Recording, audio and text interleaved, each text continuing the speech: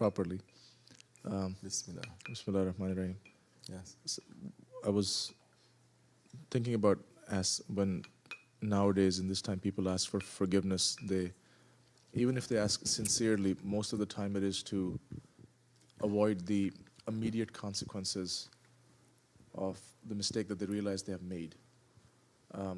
Once they avoid those consequences, It's important to ask, it's important to know this, because this is the month of forgiveness. Although he's asking very specifically, it may seem as if, what has this got to do with Islam? He's not using Islamic terminology or words, or tasawwuf terminology. We can, it's so easy, but there's a show.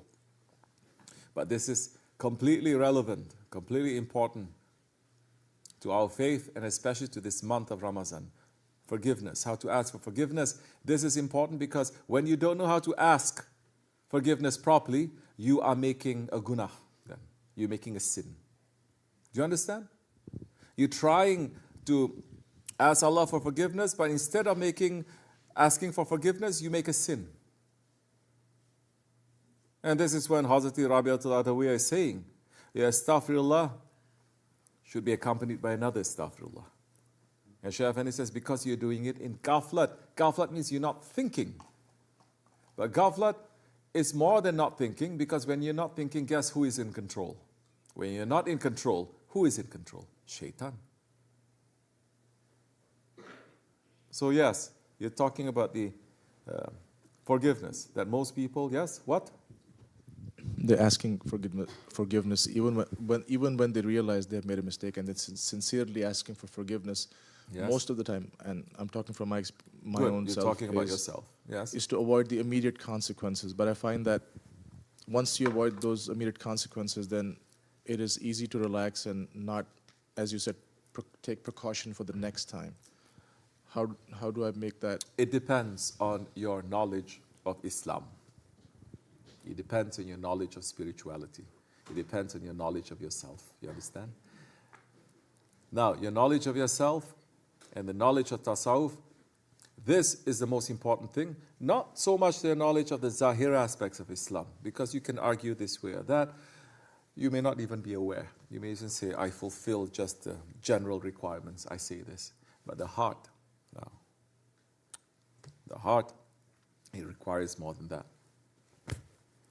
So, you are saying, if the man's understanding of himself, with or without a share, doesn't mean that you have a share, you have such a high understanding. So many people may not even take 2 steps in the 20 years that they've been in tariqat. There may be people who are not in tariqat, but they have a high understanding of themselves, that the saints are watching from very far away and they're training too. That also happens. But if a man is not aware of his religion and the important aspects of his religion, not just the reading and writing aspects of the religion, but the heart aspects of the religion, how to clean his heart, how to get rid of the heart from the false idols that are there, then if the man is ignorant,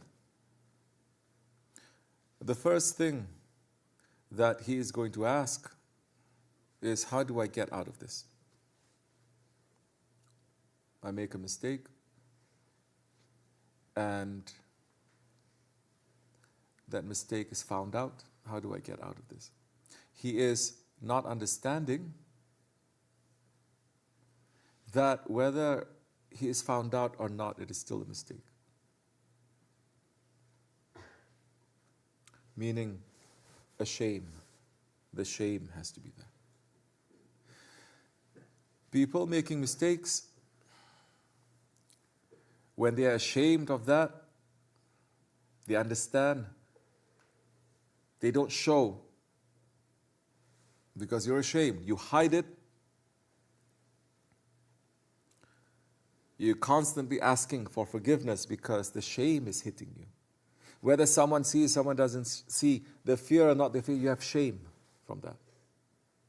And shame, haya, shame, modesty, it is a huge part of Islam.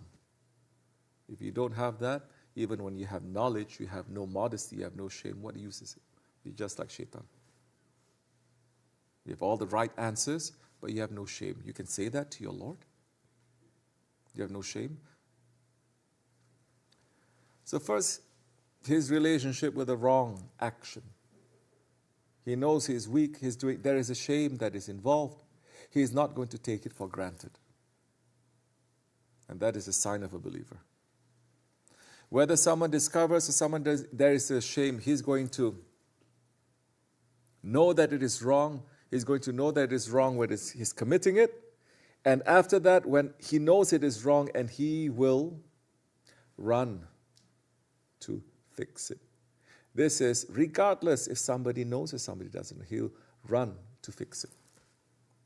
And this is something that our Shaykh has said over and over again. You do something right, run to do some. You do something wrong, run to do something right.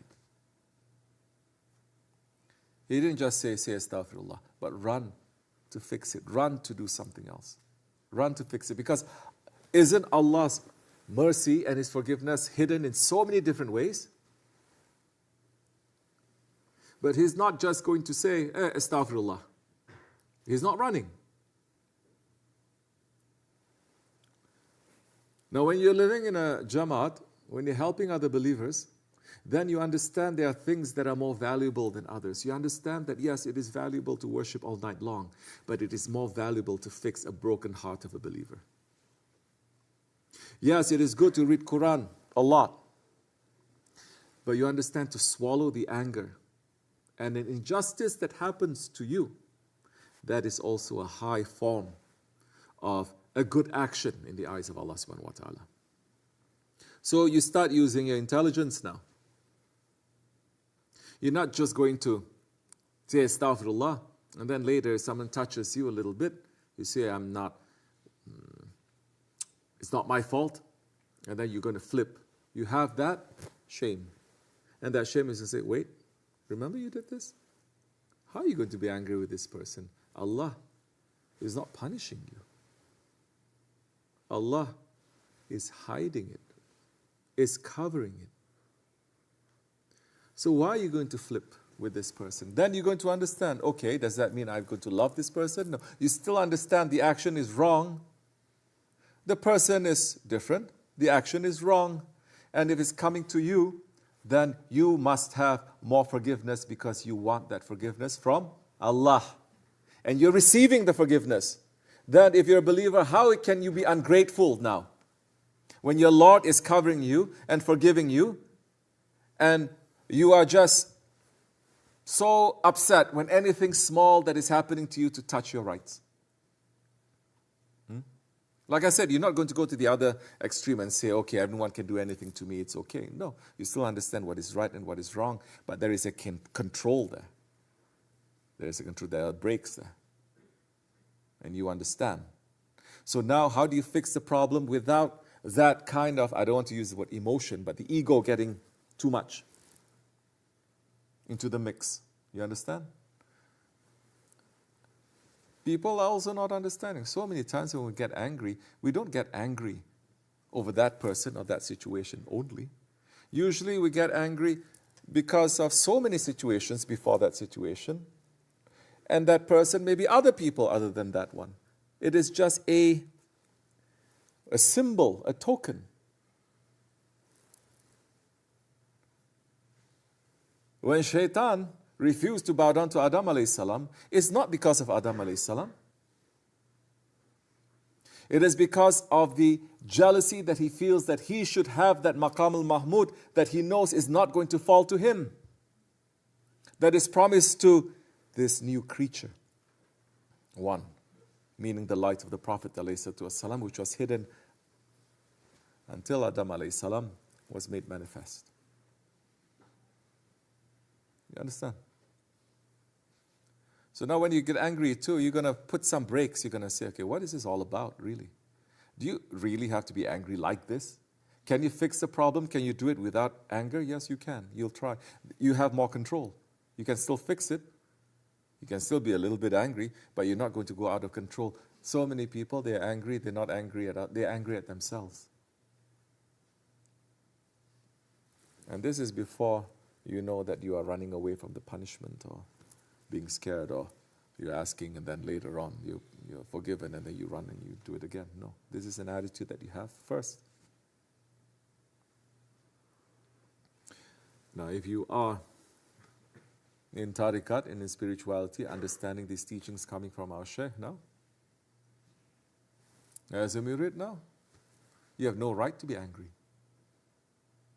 You have no right to be angry. Certain things are happening, yes, you're a little bit upset, but you have no rights to be angry. You must understand, you must process, you must think about the situation. Why is it happening to you?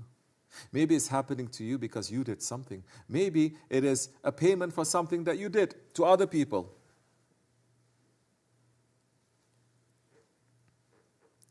What is your responsibility? What is your job now? This is when it gets very complex, difficult. It's not so easy. It's easy to make tilawat, it's easy to recite, it's easy to make zikr, it is easy to have mawlids over and over. That's the easy thing to do. To understand yourself is the hardest thing.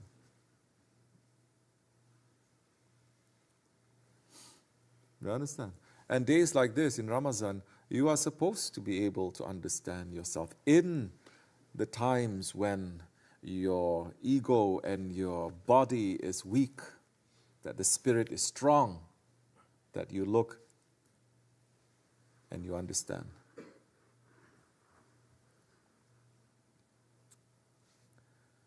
So now in these teachings that we are with Shaykh Effendi, he's saying you have no right to be angry. You understand that that action is wrong. Then you will feel a little bit and then quickly you calm down. That's not anger. You understand? Anger doesn't mean, wah! That doesn't mean anger too. You can scream, person doesn't feel anything inside. Person is just smiling at you. It doesn't mean he's nice too sometimes. Sometimes it means he's so angry inside he wants to kill you, but he's not showing it. Yes or no? Then how are people going to judge? Don't look at the outside, look at the inside. Understand your inside. Now look at your heart.